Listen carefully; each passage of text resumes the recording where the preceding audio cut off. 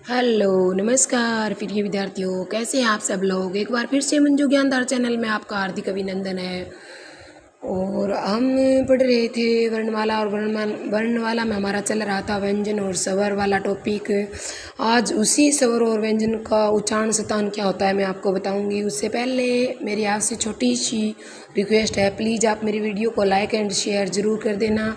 और पहली बार अगर आप मेरे चैनल पर विजिट कर रहे हो तो सब्सक्राइब कर देना और बेल आइकन को भी प्रेस कर देना ताकि आने वाली हाल नोटिफिकेशन आप तक पहुंच जाए। तो चलो हम स्टार्ट करते हैं। आज व्यंजनों और स्वरों का उच्चारण स्थान क्या होता है, किसे कहते हैं, उच्चारण स्थान मैं आपको बताती हूँ। जैसे हमारे मुख्य जितने भी पार्ट होते हैं उन पार्टों के द्वारा जिस वर्ण का हम उच्चारण करते हैं, हमारी जीवा उस वर्ण को टच करती है, वही उस वर्ण का उच्चारण स्थान कहलाता है। जैसे हमने क को बोला, क बोलते ही हमारी जीवा ने कहाँ टच किया है, हमारी जीभ ने टच किया है, कंठ को टच किया है, तो क का उच्चारण स्थान क्या हो गया, कंठ हो गया। तो इसी प्रकार हम सभी के उच्चारण स्थान जानेंगे एक अच्छी ट्रिक के साथ और अच्छे उदाहरणों के साथ।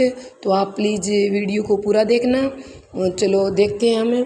अब मैंने लिखा है नंबर 1 में, वैसे वर्णमाला को मुख्य रूप से तो 5 भागों में बांटा गया है।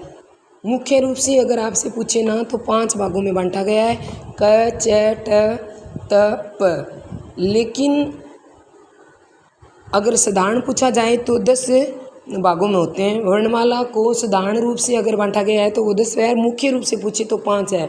तो हमें देखते हैं नंबर 1 में ए आ और कै वर्ग और है और विसर्ग, ये सब कहाँ से उच्चारित होते हैं, कंठ से। आपको याद रखना है ए आ कै वर्ग है विसर्ग, और ये कहाँ से बोले जाएंगे, कंठ से बोले जाएंगे। तो आपको ऐसे लगातार ही चलना है, इसमें रटने वाली कोई बात नहीं है। अगर थोड़ा सा आप समझ के चलोगे ना तो पूरा आपको याद हो जाएगा। ये देखो मैंने लिख रखे हैं ए आ, उसके बाद देखो दूसरे नंबर पर ई आ रहा है ना, ए आ ई। तो अब हम देखते हैं ई और च वर्ग, और उसके बाद ये और ये स, ये बोले जाते हैं तालु से। उसके बाद नंबर 3 में आता है री। तो आप देखो लगातार चल रहा है ए आ, फिर ई, फिर ये री है देखो, तो ये बोला जाएगा टे, री टे वर्ग सारा और रस से, और ये बोला जाएगा मुर्दा से। तो आपको इस लाइन में क्या याद रखना है, जैसे टे से आप टमाटर याद रख सकते हो, तो टे के साथ आप ऋषि को भी याद रख सकते हो। तो ऋषि क्या कर रहा है, जैसे टमाटर का रस ले रहा है, तो कहाँ से, मुर्दा से ऋषि टमाटर का रस ले रहा है, ऐसे आप याद रख सकते हो। र से ऋषि हो गया, ट से मतलब टमाटर या टे वर्ग हो गया, और रस से रस हो गया, ये सब बोले जाएंगे मुर्दा से। अब आगे है नंबर 4 लरी। तो अब ये हमारे हिंदी में स्वर नहीं है, ये संस्कृत का स्वर है, हिंदी से तो इसको वर्णमाला से हटा दिया गया है। तो ये बोले जाएंगे लरी और तय वर्ग सारा और लस, ये दंत से बोले जाएंगे। कहाँ से बोले जाएंगे, दंत से। उसके बाद आता है, देखो लगातार आ रहा है ना, ए आ ई, फिर री, फिर ऊ। तो आप अगर थोड़ा सा समझ के चलोगे तो आपको ये बहुत जल्दी याद हो जाएंगे। ऊ और सारा पै वर्ग और से बोला जाएगा, ठीक है। अब आगे क्या है, आगे है ऊ के बाद ए ऐ, कंठ और तालु। कंठ और तालु दोनों से मिलकर बोला जाता है। कैसे, अब देखो ये ए है ना, ये एक संयुक्त स्वर है। क्या है, संयुक्त स्वर है। तो देखो इसके अगर हमें टुकड़े करते हैं ना तो क्या होता है, किससे इसका निर्माण होता है, ए प्लस ई से ए का निर्माण होता है। ए प्लस ई से ए का निर्माण होता है। तो कैसे, ए, अब आप थोड़ा सा समझ के देखो, ए कहाँ से बोला जाता है, ए बोला जाता है ए बोला जाता है कंठ से, और ये ई बोले जाती है तालु से। इसीलिए इस ए और ए को कंठ तालु बोला गया है। इस तरह आप याद करोगे तो अच्छे से याद हो जाएगा आपको। आगे देखो ओ औ, कंठ ओष्ठ्य, कंठ और ओठ के द्वारा। तो कैसे देखो, ये ओ भी क्या है, ओ भी संयुक्त स्वर है, ओ भी क्या है, संयुक्त स्वर है। अगर आप इसका निर्माण करोगे तो देखोगे क्या आता है। एक तो आता है जब हम ओ का निर्माण करते हैं, जब ओ का निर्माण करते हैं तो क्या आता है, एक तो आता है ए प्लस ऊ। अब आपको देखना है ए कहाँ से बोला जाता है। ए बोला जाता है कंठ से, और ऊ बोला जाता है, ऊ बोल के देखो होठ ऐसे आगे आ रहे हैं, ऊ। तो ऊ बोला जाता है ओठ से, और ए बोला जाता है कंठ से। तो कंठ और ओठ मिलकर क्या हो गया, कंठोष्ठ है। ठीक है, अब आगे देखो अंग है, 8 नंबर पर क्या लिखा है, अंग है। तो अब ये बोला जाता है कंठ नासिका से। तो अब आपको ऐसे याद करना तो मुश्किल हो जाता है, विकंठ नासिका कैसे याद रखें। तो इसको आप है ना डिवाइड कर लेना। ए देखो, ए कहाँ से बोला जाता है, कंठ से, और जो ऊपर अनुस्वार लगा होता है वो बोला जाता है नाक से। तो कंठ और नाक मिलने से क्या हो गया, कंठ नासिका हो गया। क्या हो गया, कंठ नासिका हो गया। आपको समझ में आ रहा है ना मैं क्या बता रही हूँ। ये जो ये अंग है ना, इसको अगर ऐसे याद रखोगे ना कंठ नासिक है तो थोड़ा मुश्किल हो जाता है, लेकिन इसको पार्टों में अगर आप डिवाइड करोगे तो देखो ए कहाँ से बोला जाता है, ए बोला जाता है कंठ से, और जो ऊपर अनुस्वार लगा हुआ है वो कहाँ से बोला जाता है, नाक से। तो अब दोनों का मिलान करोगे तो क्या हो गया, कंठ नासिका। अब आगे देखते हैं, आगे लिखा हुआ है व फ दंत ओष्ठ। ये जो नुक्ता वर्ण लगे हुए हैं ये भी आपको याद रखने हैं। अब ये ध्यान में रखना है आपको, व एक व को और फ को आप बोल के देखो। जब हम फ का उच्चारण करते हैं तो जीभ हमारी एक बार तो दांतों को टच करती है और दूसरी बात ओठों को टच करती है, इसलिए इसको दंतोष्ठ कहा गया है। ठीक है, आगे देखो, आगे पंचम वर्ण जो होते हैं ना, अंग, इय, अण, न, में, ये सारे होते हैं अनुनासिक।